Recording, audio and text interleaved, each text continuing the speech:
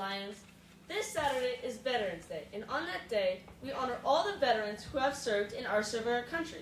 In fact, there are many Catholic priests who have served as chaplains in the military as well. Chaplains are the priests who minister the Masses and the Eucharist to the people in the armed forces. Even though the Archdiocese of Military Services had very few priests, they were vital in ministering to the Catholic families and personnel of the military. They went wherever their people went, in either the middle of the desert or on the deck of an aircraft carrier. Being in the military is a major sacrifice, and it is a noble calling to be a military chaplain. The chaplains provide comfort and strength through the Word of God and the sacraments for the veterans. They show great courage, even in the worst of times. The Medal of Honor is the highest and most prestigious award that one in the military can win. It is very hard to receive, and only 9 people have ever received it. 5 of those people were Catholic priests. Lieutenant Commander Joseph Timothy O'Callaghan, Father Emil J. Capon, Major Charles Joseph Waters, Father Vincent Robert Capodanno, and Captain Angelo J. Liddicky. We're going to hear more about those 5 priests now. Captain Emil J. Capon. Father Capon grew up on a farm in Kansas. He became a priest in 1940 and served as a priest for the parish that he grew up going to. He'd always wanted to become a military chaplain, and he ended up serving in the Burma theater of World War I and then Japan in the Korean War. He repeatedly exposed himself to enemy fire to recover wounded men and drag them to safety. When Chinese forces closed in, Capon rejected several chances to escape and instead stayed behind to care for the wounded. In several instances, he even held Mass on top of a military jeep. He also carried a man for over 100 miles while suffering from his own frostbite. He was taken as a prisoner of war and had several chances to escape, but didn't take them. Instead, he decided to stay behind with wounded men and tended to them. He helped them while ignoring his own ill health. As Father Capon's health grew worse, his captives took him to a hospital, or a place where he was basically left to die. Lieutenant Commander Joseph Timothy O'Callaghan.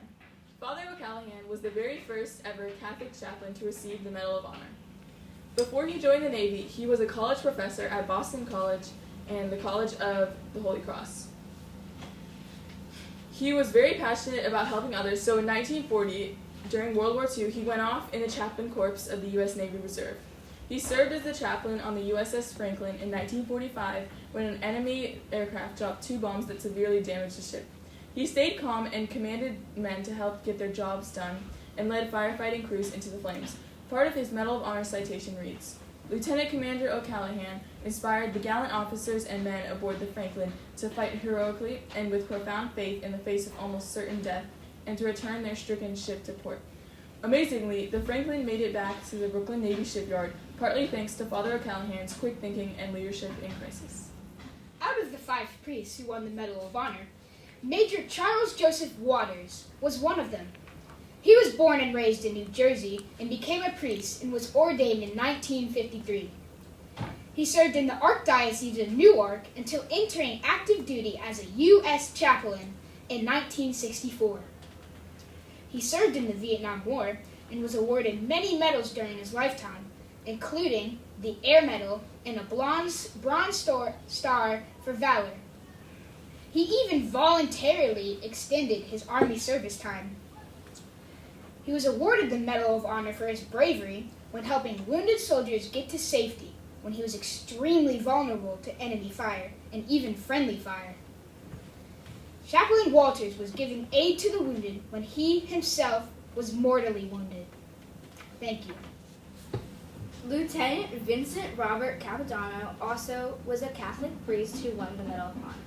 Father Capodanno was youngest of 10, and he was born in New York to Italian immigrant parents.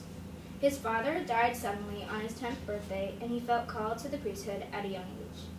Father Capodanno was ordained a Mary Knoll missionary priest in 1958. His first mission was in Taiwan, where he spent 6 years of service. After his mission in Taiwan, he felt drawn to service as a military chaplain because 3 of his older brothers served in World War II. In 1966, Father Capodanno became a lieutenant in the Navy Chaplain Corps and was in the Marines in Vietnam. Father Capodanno earned the nickname the Grunt Padre because he shared the hardships of the young enlisted troops and administered sacraments and cared for the troops' spiritual needs. When there was an open fire in the area, he moved about the battlefield, administering last rites to the dying and giving medical aid to the wounded. A burst of machine gun fire killed him while he was trying to save the wounded. Father Capodanno was awarded the Medal of Honor, the Bronze Star Medal with the Combat V, the Purple Heart Medal, the Combat Action Ribbon, and the Republic of Vietnam Gallantry Cross with Silver Star. Captain Angelo J. Liddicky. He received the Medal of Honor after his heroic actions in the Vietnam War. He actually didn't get this award for fighting, but for putting his life in danger to save 23 wounded men during an intense battle. In one of these cases, he put himself in between two soldiers and an enemy machine gun. He was only 15 meters away from the machine gun, but he managed to help the two soldiers and carry them away from harm. Captain Liddicky also administered last rites to dying troops. And in another case, he stood up in enemy fire just to direct a medevac helicopter in and out of the battlefield. Well, this concludes our special morning announcements for Veterans Day. Thank you.